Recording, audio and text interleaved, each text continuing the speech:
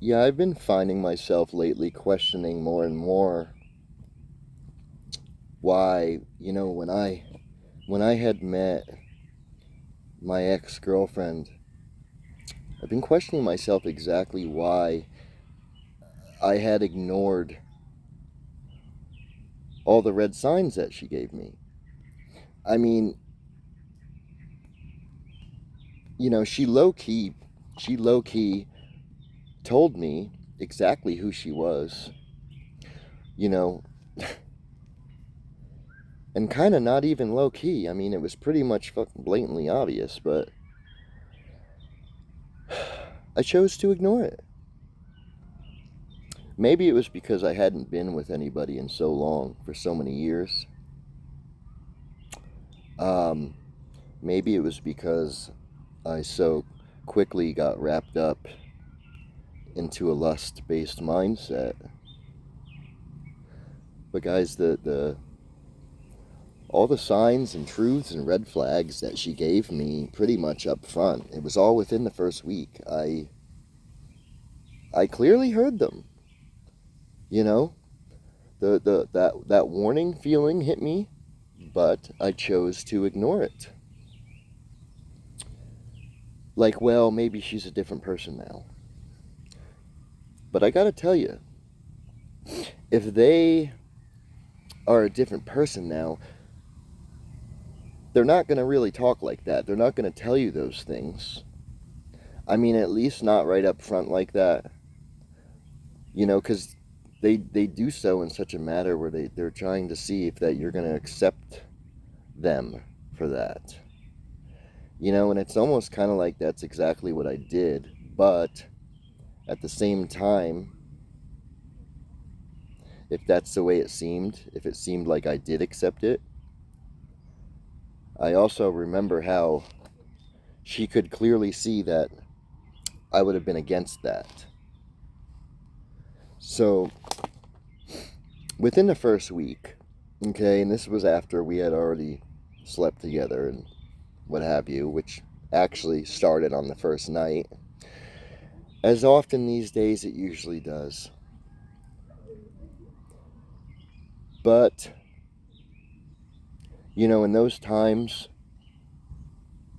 and really for all of us, all that happening on the first night, guys, really is because both you and them, your morals are very low and your standards are very low. So she had asked me, she looked me dead in the eyes and said, "So, have you ever been to a swingers club?" And I said, "No." And she said, "Would you ever go?" And I said, "Probably not." I mean, especially with an actual, you know, so-called relationship or partner that I was trying to build something with. Why, if I'm not that type of person, why in the world would I want to go there with them and share them with others? Why would I want to accept watching someone else do the do with her? For someone like me, like an empath, I honestly think that would be gut wrenching. Honestly think that would twist our heart up in knots to the point where we would absolutely die inside. But I ignored it.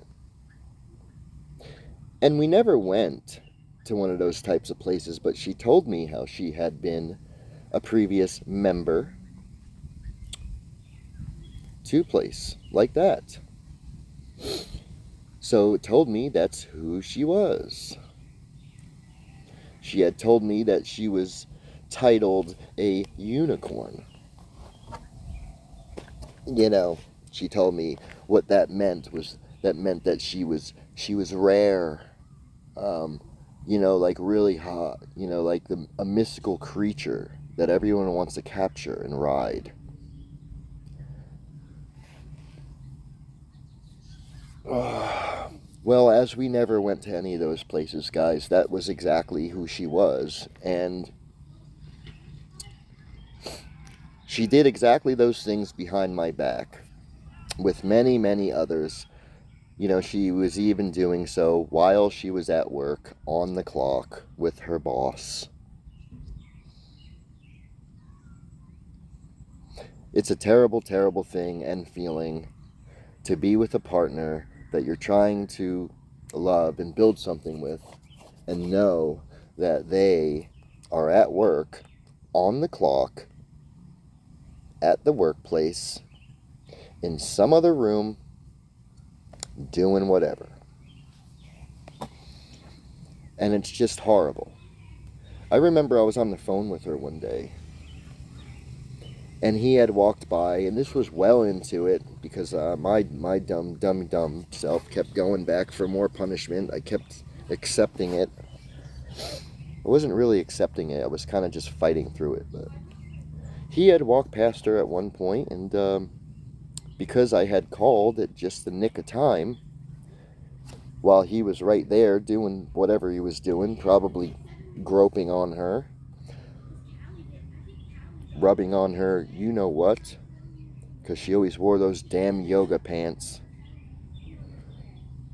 He had walked by just after I called, and he said to her, loud enough so I could hear it. He said, oh. He said, for a second there, I thought I was going to get my sucked. And she kind of just giggled, like, heh. And she said to me, did you hear him?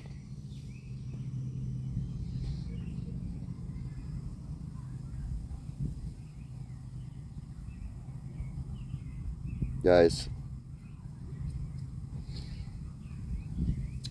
do you know, I've always been a good man. I've always been that empath, that loving-hearted, kind, chivalrous, caring, respectful, loyal, honest, giving man. But through everything, all I've been through and all I've learned, in the hardest ways possible, I'm no longer trying to be that type of man. He's still in here, but I've pretty much locked that version of me, that authentic version of me. I've locked him up. I've locked him up deep inside in an unescapable cage. And I very well may have lost the key to open up that cage and let that person out.